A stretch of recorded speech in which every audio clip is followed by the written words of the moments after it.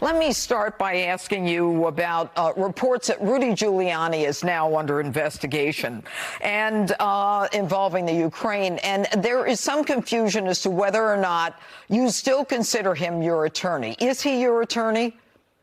Yes, and he's a great gentleman. He was a great mayor, one of the greatest, maybe the greatest mayor in the history of New York. He was a fantastic prosecutor. I know nothing about him being under investigation. As somebody said, I heard a report today. I can't imagine it. He's a man that looks for corruption, and whatever he does, I really believe he's I know he's an honorable man.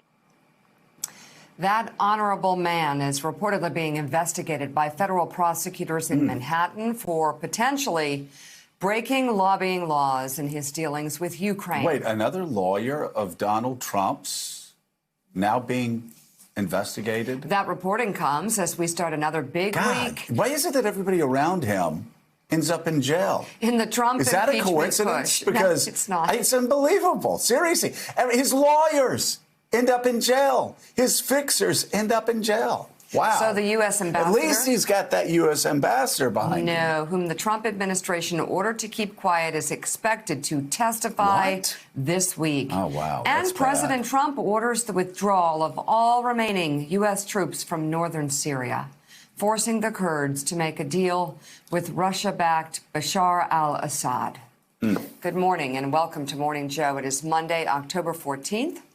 With us, we have White House reporter for the Associated Press, Jonathan Lemire, national affairs analyst for NBC News and MSNBC, John Heilman. He's the co-host and executive producer of Showtime's The Circus, columnist and associate editor for the Washington Post, David Ignatius, and White House correspondent for Reuters, Jeff Mason, joins us this morning. You know, John Heilman, it really is. It's just remarkable. This guy is making Richard Nixon looked like a choir boy. You have, of course, Donald Trump's campaign manager in jail, will probably be there for the rest of his life. His first national security advisor admitted to breaking the law, committing a felony. I mean, and you can go down the list. His foreign affairs person, his lawyer, his longtime lawyer, White House, a personal fixer in jail. And now here's Rudy Giuliani under investigation, and it does not look good for Rudy, and by extension, does not look good at all for the president, who yet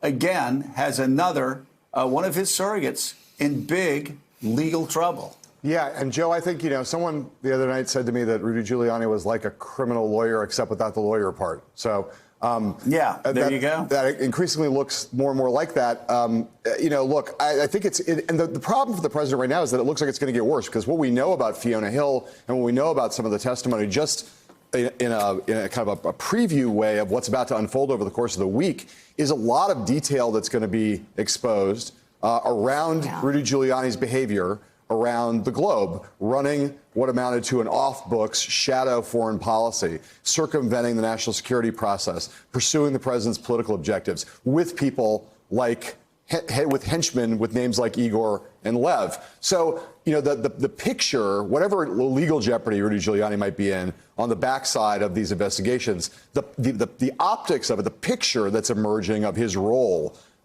running around this globe and doing these things for Donald Trump is just very, very ugly. And I think it's one of the safest bets in American politics right now is that at the end of this week, the situation is going to look way worse for Rudy Giuliani than it does sitting here on Monday.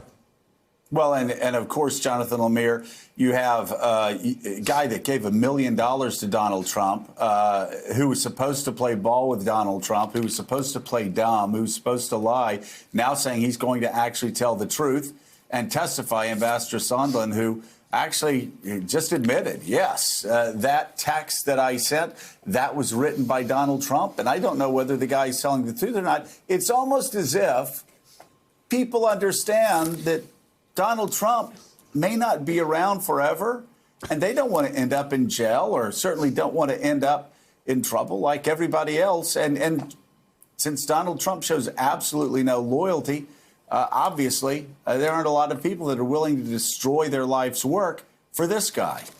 That's right. This is potentially a very damaging week for the president with all the testimony we're expected to hear on Capitol Hill. Fiona Hill, who up until very recently was his top advisor about Russia matters, is going to speak later today and believe the reports are that she's going to have very damaging information about this shadow foreign policy that was being run. As you just said, the ambassador of the EU, Ambassador Sutherland, is going to speak later this week and suggest, because he's, of course, been in the news in the last couple of weeks because he is in those text messages that we all saw that were released to Congress. And in it, the president has been pointing to one of his text messages saying, like, no, this is not a quid pro quo, referring to the alleged deal between Ukraine and the United States, including, i.e., the president of the United States pushing the president of Ukraine to investigate Joe Biden, a political foe, in exchange for military arms and potentially a White House meeting down the road. In the exchange, in which some diplomats expressed real concern at this arrangement, after a long 3-hour break in the text message exchange, Ambassador Sondland comes back and says, no, there's no quid pro quo here.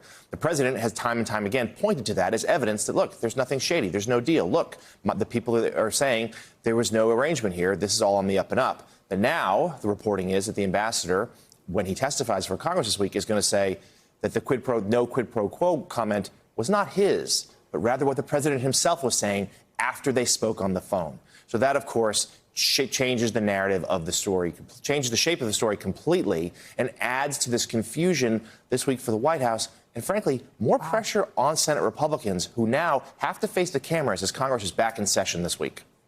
Yeah, and of course, very important to remember that the ambassador of the EU not only said Donald Trump wrote that text that he was quoting, also said he didn't know whether he was telling the truth or not. Okay, fantastic.